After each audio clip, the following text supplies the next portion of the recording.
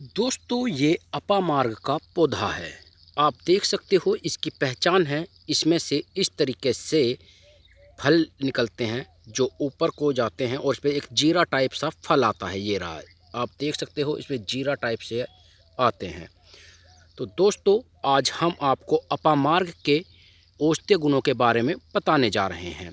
दोस्तों मेरा नाम है अरुण कश्यप और आप देख रहे हो टू द ट्री।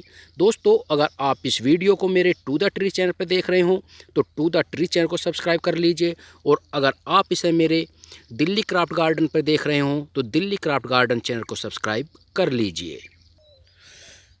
दोस्तों अपामार्ग एक ऐसा पौधा है जो झाड़ी के रूप में बहुत बड़ी मात्रा में सड़क के किनारे उगाता है।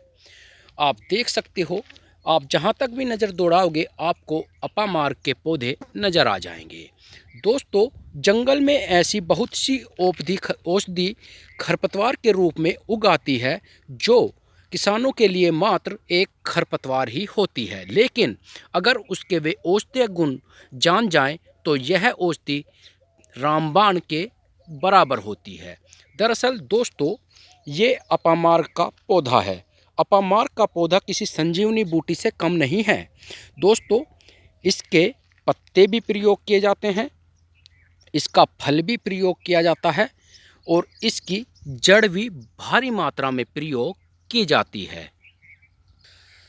दोस्तों सबसे पहले बात आती है कि अपामार्ग के पौधे की पहचान कैसे की जाती है। तो आपको मैं इसकी पहचान बता रहा हूँ। पहली पहचान तो ये है कि अपामार्ग का पौधा एक झाड़ी के रूप में उगता है और इसमें से काफ़ी रेखाएं सी चलती हैं जिन पे फल आता है, और आप इसके पत्तों से भी पहचान सकते हैं। इसके पत्ते जो होते हैं ये रहे, पूरी तरीके से गोलाकार पत्ते होते हैं। आप इन पत्तों को देख सकते हैं जो पूरी तरीके से गोलाकार हैं। तो इनके गोलाकार पत्तों से इसे पहचाना जा सकता है। इसकी टहनी का रंग हल्का लाल होता है और जो इस पे फल वाली टहनी होती है उसका रंग हरा होता है, और उस पर जीरे की तरीके के हरे रंग के ही फल आते हैं। इसलिए इसे दोस्तों इसे छोटा जीरा भी कहा जाता है। दोस्तों यह एक जंगली पौधा है। इसे अपामार्ग, छोटा जीरा या इसे चिरचिटे के नाम से भी जाना जाता है। दोस्तों आपकी भाषा में अपामार्ग को, आपकी स्थानीय भाषा में अपामार्ग को क्या कहते हैं, आप हमें कमेंट बॉक्स में अपने शहर के साथ इसका नाम ज़रूर बताइए। तो दोस्तों इसकी पहचान हो जाने के बाद अब बात आती है कि अपामार्ग का पौधा आपको मिलेगा कहाँ। तो दोस्तों यह किसानों के खेतों में खरपतवार के रूप में बड़ी मात्रा में उगाता है। साथ ही आपको ये सड़कों के किनारे पे तो बहुत ही बड़ी मात्रा में आपको देखने को मिल जाएगा। साथ ही अगर आपके घर के पास में पार्क है या खाली प्लॉट पड़े हैं तो उनमें भी चिरचिटा यानी कि अपामार्ग भारी मात्रा में उखड़ा होता है। तो दोस्तों आप इन स्थानों से चिरचिटे का पौधा प्राप्त कर सकते हो, और इसके बीज ले आकर, जो इसके सूखे बीज होते हैं उनको ले आकर आप अपने घर पर भी गमले आदि में उसे उगा सकते हैं। दोस्तों अपामार्ग के पौधे की ऊंचाई 2 से 3 फुट के करीब तक हो जाती है, क्योंकि ये एक घास है और झाड़ी के रूप में उगाती है। दोस्तों बात आती है कि इसका प्रयोग कैसे किया जाता है। तो मैं आपको बता दूं कि अपामार्ग का जो 5 वे होते हैं ना पौधे में अंग, इन 5 अंगों का इसका प्रयोग किया जाता है। दोस्तों अपामार्ग के आप पत्तों का प्रयोग कर सकते हैं, पत्तों के साथ इसके फूल का प्रयोग कर सकते हैं, इसकी जड़ का भी प्रयोग किया जाता है, दोस्तों इसकी टहनी का भी प्रयोग किया जाता है। कुल मिलाकर इसके जो पत्ता, टहनी, जड़, फल, फूल सभी का औषधीय प्रयोग किया जाता है। विभिन्न रोगों में इसके विभिन्न प्रकार के अंगों का भिन्न भिन्न तरीके से प्रयोग किया जाता है और लाभ प्राप्त किया जाता है। दोस्तों अपामार्ग दांतों के लिए रामबाण है। अगर आपके दांत दाढ़ चीसते हैं, दर्द होता है या उनमें से खून आता है या पायरिया लग गया है या किसी भी प्रकार की उसमें कोई दांत में तकलीफ है तो आप अपामार्ग के पौधे का प्रयोग कर सकते हैं। दोस्तों अपामार्ग के पौधे की जड़ों का प्रयोग दांतों के इलाज के लिए बड़ी मात्रा में किया जाता है। अपामार्ग के पौधे की जो जड़ होती है उसका दातुन के रूप में प्रयोग किया जाता है। जिस प्रकार नीम के दातुन बनाई जाती है, बढ़ की दातुन बनाई जाती है, बबूल की दातुन बनाई जाती है, उसी प्रकार चिरचिटे यानी कि अपामार्ग के पौधे की जड़ का प्रयोग भी दातुन के रूप में किया जाता है। दोस्तों, माना जाता है कि अगर किसी की डाढ़ चीस रही है या डाढ़ फूट गई है या उसमें पायरिया लग गया है तो अपामार्ग की जड़ का प्रयोग बड़ी मात्रा में किया जाता है। इसकी जड़ की दातुन बनाई जाती है। जिस प्रकार हम नीम की दातुन करते हैं ना, उसी प्रकार अपामार्ग के पौधे के जड़ की दातुन बनाई जाती है और इसकी दातुन करने से डाढ़ों को, दांत को लाभ मिलता है। दोस्तों, साथ ही अब बात आती है इसके फल की। दोस्तों, अगर इसका फल जो है ये पक जाता है, आप देख रहे हो इस पे फल पे जीरा टाइप में आ रहे हैं। इसे छोटा जीरा इसी के नाम से कहा जाता है।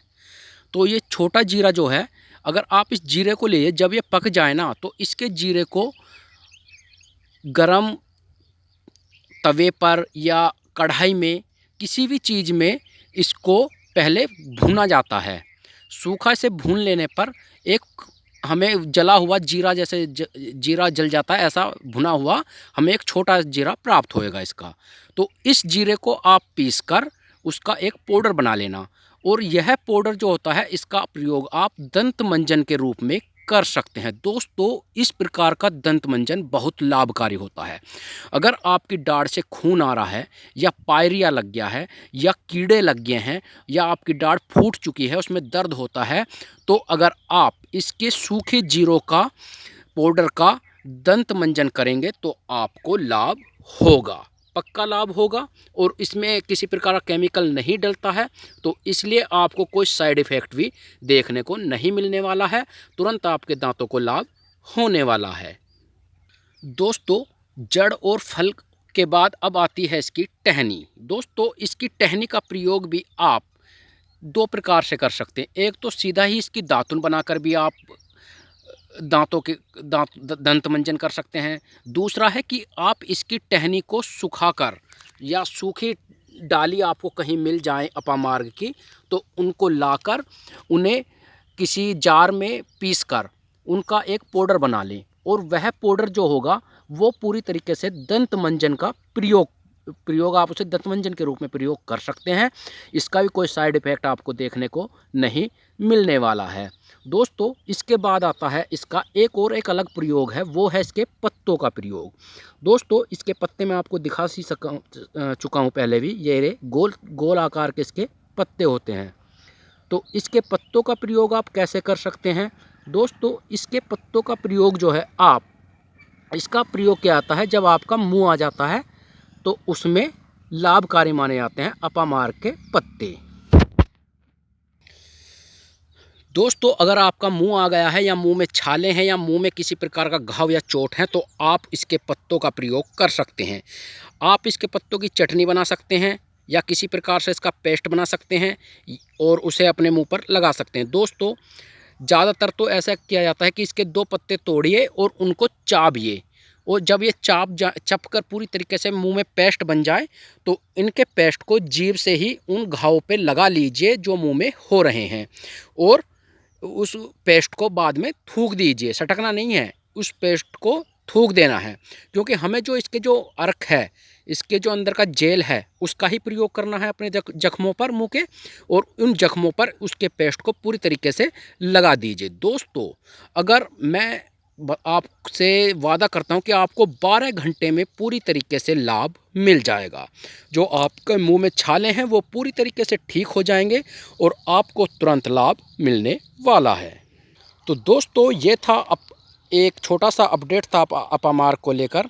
इसके गुणों के बारे में मैंने आपको बताया, इसका कैसे प्रयोग करना है और क्या आपको लाभ मिलेंगे, उन सब के बारे में मैंने आपको इसका अपामार्ग के बारे में बताया है। दोस्तों, ऐसी ही वीडियो में अपने चैनल पर डालता रहता हूं। मैंने कई वीडियो डाली हुई हैं जो हमारे आसपास की घास हैं उनके औषधीय गुणों के बारे में जो हमें आपको बताती हैं। तो मैंने उनके बारे में डिटेल से अपने चैनल पर जानकारी दी हुई है, इसीलिए आप इस चैनल को सब्सक्राइब कर लीजिए ताकि आपको मैं आने वाले जो नई वीडियो हैं उनकी भी जानकारी प्राप्त होती रहे, और जो चैनल पे वीडियो और पड़ी हुई हैं जानकारी से लेवरेज हैं पूरी तरीके से, औषधीय गुणों के बारे में बताती है। जो हमारे घास फूस, जो हमारी नज़रों में घास फूस होते हैं, वो क्या औषधीय गुण रखते हैं, मैंने उनकी वीडियो बनाकर डाली हुई है। तो दोस्तों आप इस चैनल को सब्सक्राइब कर देना। मिलते हैं आपको नए अपडेट के साथ, नए वीडियो के साथ। तब तक के लिए बाय बाय।